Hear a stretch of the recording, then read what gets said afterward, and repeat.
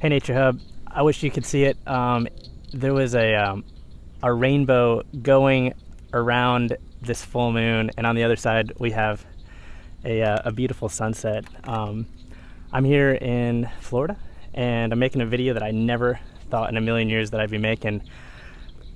And if you're seeing the title of this video, please hear me out, because this is kind of an incredible thing that's happened.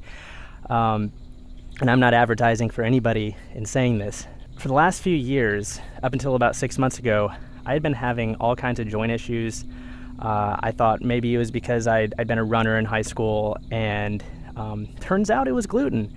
And for years, I had kind of scoffed at my friends who were telling me, oh, do ketogenic, do paleo diet. And I just thought, you know what, this is a marketing gimmick. But I'm telling you, I stopped eating gluten and dairy for the most part. I just started looking at inflammatory foods, and I kind of eliminated them from my diet.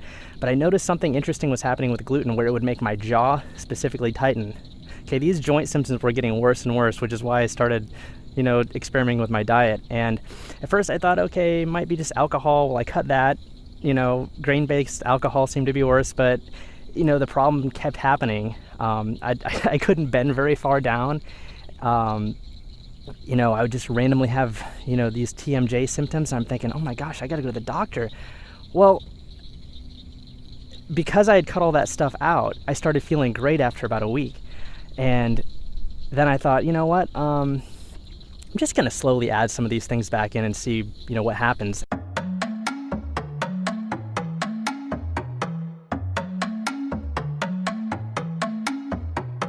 And when I did, I found out that the gluten was what was making my jaw tighten up, and it took about 24 hours for that to go into full effect.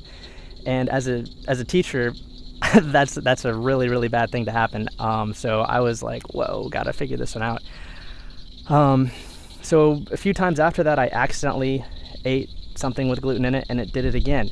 Now, these were not organic things that might have an effect, because I think one thing that is happening with wheat is that they're using a process called desiccation when they're harvesting it, where they're basically spraying the stuff with glyphosate, Roundup, basically.